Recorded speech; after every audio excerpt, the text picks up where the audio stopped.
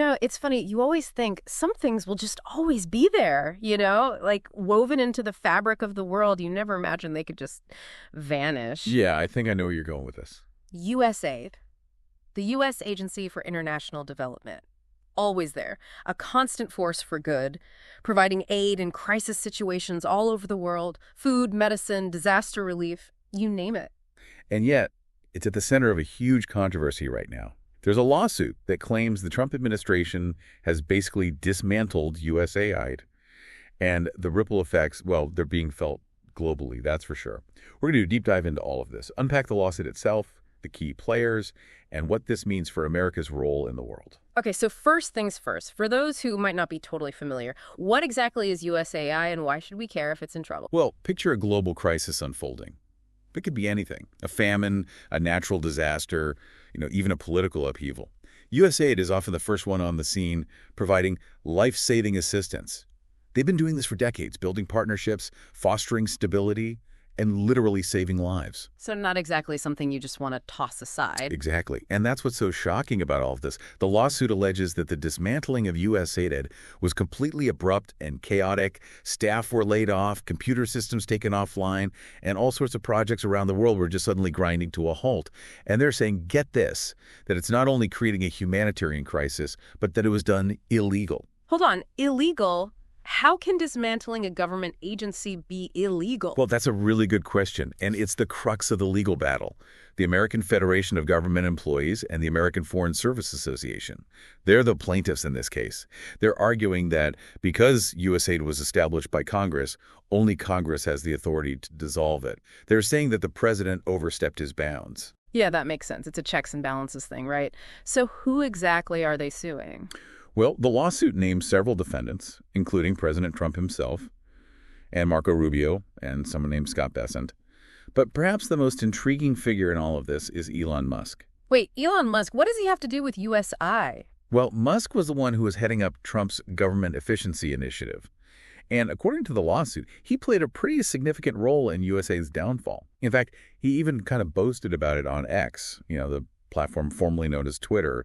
He said he was, quote-unquote, feeding USI into the wood chipper. Wow. That's not exactly subtle. Talk about adding insult to injury. So what was his motivation? Did he really think USAID was just a waste of taxpayer money? Well, the lawsuit claims that it goes even deeper than that. They're alleging that Musk actually engaged in a deliberate misinformation campaign to just totally discredit the agency, spreading all sorts of debunked claims about its spending and even, get this, sharing a fake report that was linked to, wait for it, Russian sources. Whoa, hold on. A fake Russian report. Okay, now that takes us to a whole other level. Yeah. What was in this report? And why would Musk share it? Well, the specifics about the report aren't totally clear. But the lawsuit says it was designed to basically paint USAID as this totally ineffective and corrupt organization.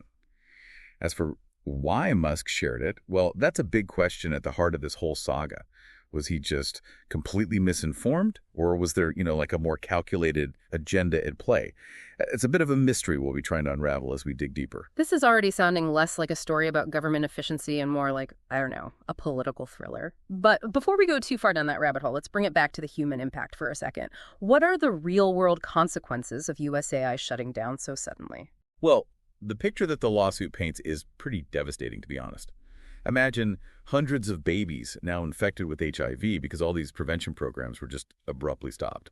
Or thousands of women and girls facing way higher risks of death from complications during childbirth just because maternal health care initiatives were all messed up.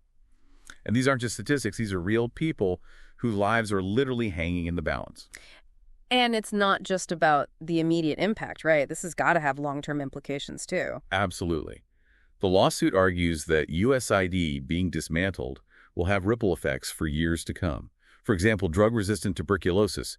It's already making a comeback because clinics are shutting down. That's a ticking time bomb right there. And then suspending HIV treatment programs. That could lead to increased transmission rates, basically reversing years of progress. It's like pulling a thread on a sweater. You start with one small action and suddenly the whole thing's unraveling. And what's really concerning is that all this is happening against a backdrop of some pretty major global challenges. That's right. Think about the really big issues that we're facing right now. Climate change, pandemics, rising authoritarianism. These are all complex problems that require international cooperation and, yeah, American leadership. USA has played a vital role in tackling all of those things, and its absence is going to leave a massive void. So this isn't just about aid then. It's about America's standing in the world. It's about our ability to influence events and, shape outcomes. Exactly. Samantha Power, who actually ran USAI under the Obama administration, wrote a really powerful piece in the New York Times. She's arguing that this whole situation is basically a gift to America's rivals, especially Russia and China. Okay, so how exactly does this benefit our rivals? Well, as America kind of takes a step back from global leadership, others are super eager to step into that void. China, for example, has been really working at expanding their influence in Africa, often through these big infrastructure projects and development assistance. And some people see that as a direct challenge to the model of development that USAID was promoting. So it's like a geopolitical chess match, and we're just sacrificing a key piece. That seems unwise, to say the least. But going back to Musk for a second, you mentioned that the lawsuit claims he was spreading all this disinformation about USA. Why would he go to such lengths to discredit them? Was he really that gung-ho about government efficiency, or was there, something more to it? That's a great question, and it's one we'll definitely dig into further. But before we do that, let's look at some specific examples of the alleged misinformation campaign. The lawsuit points to this one particular incident where USAID website records were actually deleted, and those records included information that could have directly refuted what Musk was claiming about the agency's spending. Okay, so now we're talking about potential cover-ups and destruction of evidence. This is getting really interesting, if not a little creepy. So what are the plaintiffs hoping to achieve with this lawsuit? I mean, can they really force the government to just rebuild USAID from scratch? Well, their main goal is to get a court order that would restore USAID's funding, reopen all the offices, and prevent any further attempts to dismantle it. They basically want to hit the pause button on this whole thing and, get the agency back up and running. But it's not going to be easy. It's a real uphill battle. They're going up against the executive branch, and the legal arguments are very complicated. It's a total David versus Goliath situation. And like any David versus Goliath story, the stakes are incredibly high. We're not just talking about the fate of one government agency here. We're talking about America's role in the world, the lives of millions of people, and really the future of global development. You got it. This isn't some bureaucratic squabble. It's a battle over ideas, values, and ultimately the kind of world we want to live in. And on that note, maybe we should take a quick break. We'll be right back. We were talking about the lawsuit that claims the Trump administration basically illegally dismantled USAID, which of course is the agency responsible for providing all that aid around the world. We talked about Elon Musk and his alleged involvement and the crazy immediate impact all of this is having. But I'm kind of curious about the bigger picture, What does this all mean for America's place in the world? That's where things get really interesting. Think of it like this. You have a global power vacuum. America takes a step back. And who rushes in? Yeah. To fill that void are rivals. You mean like Russia and China? Yeah, exactly. They're watching this all play out with, keen interest. Samantha Power, you know her. She was the U.S. ambassador to the UN. Well, she wrote this really powerful piece in the New York Times where she's basically arguing that this whole thing plays right into Russia and China's hands. They see a huge opportunity to, expand their influence, promote their own development models, and ultimately kind of reshape the whole global landscape in a way that benefits them. So it's not just about the aid itself then, right? It's about influence and power dynamics that come with it. But how exactly does USAID help America's global standing? Well, you know about soft power, right? Yeah. Okay. Instead of flexing military muscle or, engaging in these aggressive economic tactics, soft power is basically the ability to influence other people through attraction, persuasion, and stuff like that. It's about building relationships, fostering goodwill, and promoting shared values. Okay, so USAID, because they're helping people in need and supporting all these development projects, they're essentially a form of projecting soft power. Exactly. It gives America a way to build trust and create alliances and project its values on this global stage. When USAID steps in, let's say after a natural disaster or supports education initiatives in developing countries or something, it creates a really positive image of America, which strengthens our diplomatic relationships with other countries. But wouldn't other countries just step up and provide aid if USAID wasn't around? Well, maybe. But the real question is, what kind of aid, right? And what kinds of strings are attached to that aid? Russia and China, for example. They often use aid as a tool to advance their own interests, sometimes without even really caring about human rights or environmental concerns. So it's not just about how much aid there is, it's about the quality of the aid and what the intentions are behind it. You got it. USAID has a long history of promoting democratic values, good governance, and sustainable development. Their programs are usually designed to empower local communities, strengthen institutions, and, build long-term stability, which is totally different from the approach that you see from a place like China, which is more like a transaction, focused on short-term gains. This is making me think back to what you were saying before about how USAID deemed dismantled is like a, quote, gift to our rivals. What are some specific ways that countries like Russia and China might actually take advantage of this situation? Well, think about, like, Africa. Both China and the U.S. have been kind of fighting for influence there. China's been throwing billions of dollars into building all this infrastructure across the continent, roads, ports, railways, all that stuff.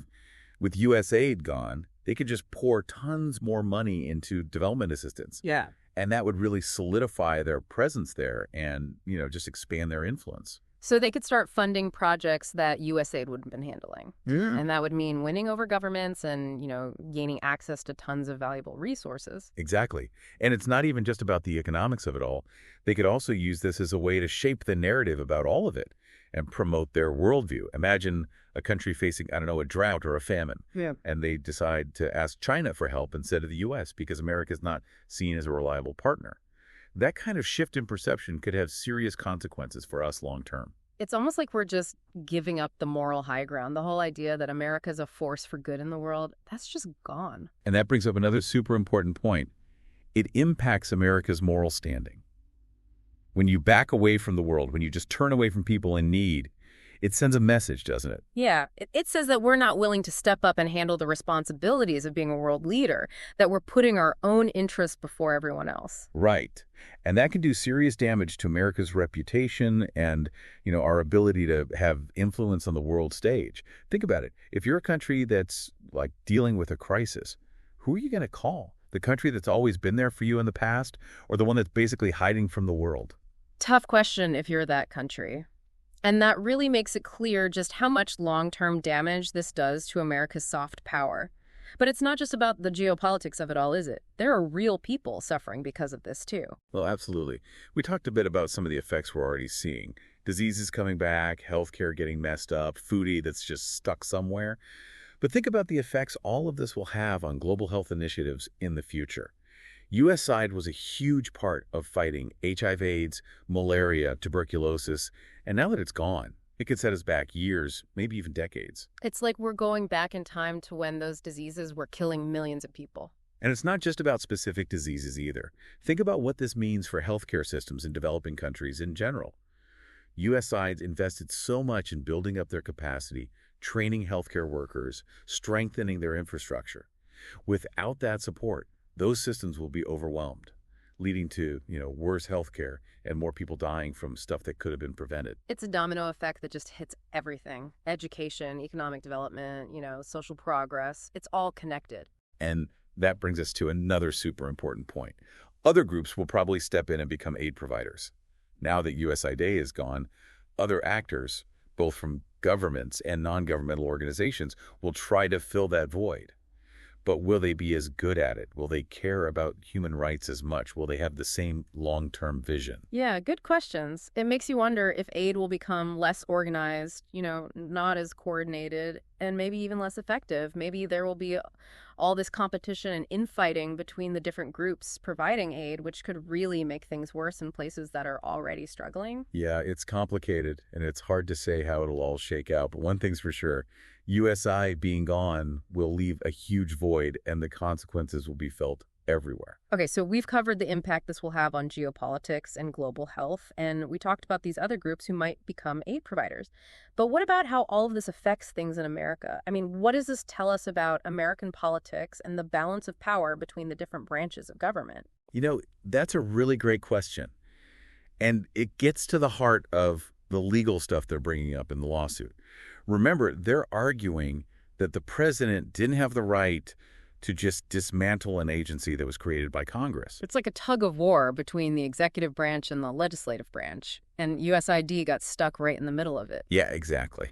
And what happens with this lawsuit could have some major consequences, like for the separation of powers and how things will work in the future with the American government. It brings up these big questions about who really has the power to decide what happens, to shape policy, and to make decisions that affect millions of people's lives. And it's not just a theoretical thing either, right? The results of this power struggle are affecting regular people all over the world. Can we switch gears for a second and talk about the people involved in all of this? I know we've been going on about the statistics and the geopolitics and all the legal arguments, but what about the people who are actually affected by USAID being dismantled? The aid workers, the healthcare professionals, and the people who are depending on USA to survive. That's where it really gets heartbreaking, to be honest. Yeah. Atul Gawande, he's a surgeon who worked on some global health programs with USAID, and he shared this story on X. He was talking to this veteran Foreign Service officer who was just devastated by the whole thing. The guy basically said, "Our government is attacking us. This is worse than any dictatorship where I've worked." Man, that's heavy. Makes you feel like everything they worked for was just tossed aside, Yeah, it shows you how betrayed these people feel.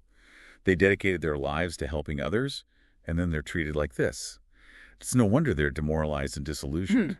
It makes you wonder if this will affect the Foreign Service and the government as a whole, Like if people feel like their work isn't valued anymore and they see their missions falling apart, I don't know, maybe they'll be less committed. Maybe it'll make them less effective.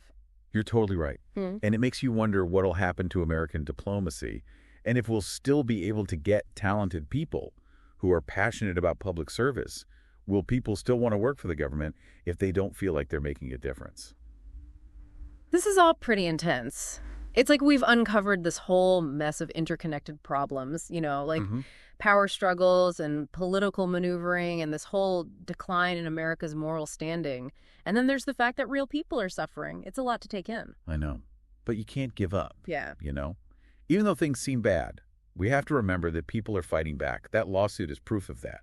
And there are people and organizations out there working hard to fill the gap that USAID left, trying to make sure people don't fall through the cracks.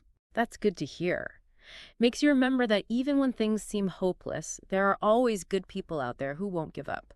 People who believe that things can get better and that we should help each other. And we need to remember those stories. Those are the stories that show us that even though things are tough, we can get through them. So what does all of this mean? I mean, what does the future look like for global development now that USAID is gone? And what can we do to make the world better? Well, to be honest, it's hard to say what will happen. There are a few possible scenarios. Like maybe everyone will be less organized and coordinated with development assistance. Maybe we'll see different countries and NGOs and even private companies all competing with each other to be the one to provide aid. That could mean they're doing the same things over and over again, wasting resources and even getting into conflicts with each other. Sounds like it'll be a big mess. And that won't help the people they're supposed to be helping. Right. Or maybe we'll see the type of aid that's provided change. Since USAID was all about focusing on democratic values and good governance and sustainable development, without them, maybe we'll see more aid that's just about making deals. More focus on short-term stuff and less focus on actually building a better future. So maybe more about getting something out of it right away instead of working towards something better down the road. Yeah, that's one of the things that people are worried about. And then there's the possibility that some places, like certain regions or countries, especially the ones that aren't considered all that important strategically, could be just completely ignored. So there will be certain places that get help and certain places that don't. A two-tiered system. It could happen. Yeah. And if it does, that brings up some serious moral questions about what we owe to the most vulnerable people all over the world. This is a lot to think about. All the politics, the legal stuff, the huge challenges we're facing. It can feel like there's no way out, I get it. It's a crazy situation, and there's no easy fix. But you can't just give up or stop caring. Even though it's tough, we have to remember that we can still do stuff. We're capable of taking action, finding new ways to solve problems, and showing compassion. So what can we do? As regular people, what can we do to make the world a fairer place, especially now that USAID is gone? Well, the first thing is to stay informed. You have to understand what's going on, the problems, the challenges, the different points of view. That means you have to read and listen and be willing to have those hard conversations and, really look at your own assumptions. So it starts with learning about stuff, right? Yeah, Being aware of what's going on in other parts of the world. exactly. And then you got to do something about it. That could mean supporting groups that are doing good work, or speaking out for policies that help with sustainable development, or even just talking to your friends and family about these things. So it's about getting the word out, making sure the people who are often ignored or silenced can be heard, and making sure our leaders are responsible for their decisions. Exactly. And we have to remember that even small things can have a big impact. Whether you're donating to a charity, volunteering your time, or even just having a conversation that challenges someone to think differently, every little bit helps. Every act of kindness, every step towards understanding, every time someone speaks up for what's right, it all makes a difference. This deep dive has really opened my eyes to a lot of things. This whole thing with USA has been a real wake-up call. We can't just assume America will always be a leader in the world. But it's also made me think about how we can change our approach to global development. Like, maybe we can find new ways to work together and really commit ourselves to helping other people and being fair. It's a call to action for all of us. The future of our world doesn't just depend on governments and big institutions. It depends on the choices we make every day. So as you go about your day, think about the impact you're having. Ask yourself, what kind of world do I want to live in, and what am I doing to make that happen? Because in the end, the power to make the world a fairer and better place is in all of our hands. This whole thing with USAID really makes you think. Like, we started by pulling on this one thread, and now it's like this whole tapestry of global power and politics and people's lives is unraveling. It really shows you how connected everything is. Yeah. Decisions that are made in Washington affect people all over the world. Yeah, and it's not just about the actual aid either, is it? It's about what it says about us, what it represents. Right. When America stops being a leader in the world, especially when it comes to helping other people, well, it makes you wonder if we're really committed to those values anymore. And when we step back, someone else is going to step in, and they might not have the same values we do. We've talked about Russia and China, how they might step in, but what about all those non-governmental organizations, the NGOs? Do you think they could fill the gap? Well, NGOs are super important, and a lot of them are doing amazing work. But they have a lot of challenges, too. They don't always have the same resources and support that a big government agency like USAID had. And sometimes they have to deal with political pressure, especially in countries where the government is really controlling. So it's not an easy fix then. And even if the NGOs could do more, would it be enough to really replace USAID? We're talking about billions of dollars and years of experience. USAID was doing a lot, that's for sure. I don't think one single group could do everything that USAID was doing, whether it's another country or an NGO or even a bunch of groups working together. It's a big loss. So where does that leave us? What happens to global development now that USAID is gone? Well, it's hard to say what the future holds. But there are a few ways this could go. One possibility is that things get more chaotic and less organized when it comes to development assistance. Maybe you'll have different countries, different NGOs, even private companies all trying to do their own thing, competing with each other.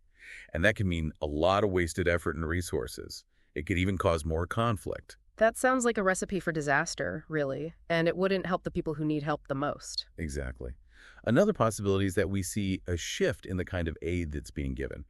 USAID was all about promoting democracy and good governance and helping countries develop in a sustainable way. Without USAID, we might see more aid that's just about making deals, where the focus is on getting something in return right away and not about making things better in the long run. So less about helping people and more about what's in it for the countries giving the aid. That's a concern, for sure. And then there's also the chance that some parts of the world, certain regions or countries, might just get left behind, especially the places that aren't seen as important, strategically speaking. So will it be like some places get help and some places don't, like a two-tiered system? It's definitely a risk. Yeah. And that brings up some really serious questions about, what responsibility we have to the most vulnerable people in the world. It's a lot to think about. You've got all the politics and legal stuff, and then these huge problems we're facing. It's easy to feel overwhelmed, like there's no solution. I know what you mean. It's a complicated situation, and there isn't one simple answer. But it's important not to just give up and say, forget it. Even though things are really tough right now, we can't forget that we can still make a difference. We can be creative and find new solutions. And most importantly, we can't lose our compassion. So what can we do? As regular people, what can we do to make a difference, especially now that USA is gone? Well, the first thing is to stay informed. Learn about the issues, the challenges, the different sides of the story. That means you need to read, listen, talk to people, and really examine your own beliefs. So it starts with being aware, right? Paying attention to what's happening, not just here, but in other parts of the world. Exactly. And once you're informed, you got to take action. That might mean supporting organizations that are doing good work, speaking up for policies that promote sustainable development, even just talking to your friends and family about these things. So it's about spreading awareness, making sure that people who are often overlooked or silenced get a chance to be heard, and holding our leaders accountable. Exactly. And remember, even small things can make a big difference, whether it's donating to a good cause, volunteering your time, or even just having a conversation that makes someone think differently. Every little bit helps. Every act of kindness, every effort to understand each other, every time someone speaks up for what's right, it all adds up. It's been quite a journey, you know. This deep dive into USAID has really been a wake-up call. It shows us that we can't take America's role in the world for granted. But it's also made me realize that we have an opportunity to change the way we approach global development. Maybe we can find new ways to work together and really commit to the values of compassion and justice and human dignity. What do you think? It's a call to action, I think, for all of us. The future of the world doesn't just depend on what governments and big organizations do. It depends on the choices we all make every single day. So as we go about our day, let's remember the impact we're making. Let's ask ourselves, what kind of world do we want to live in? And what am I doing to help create that world? Because at the end of the day, the power to make the world a fairer and better place is in our hands.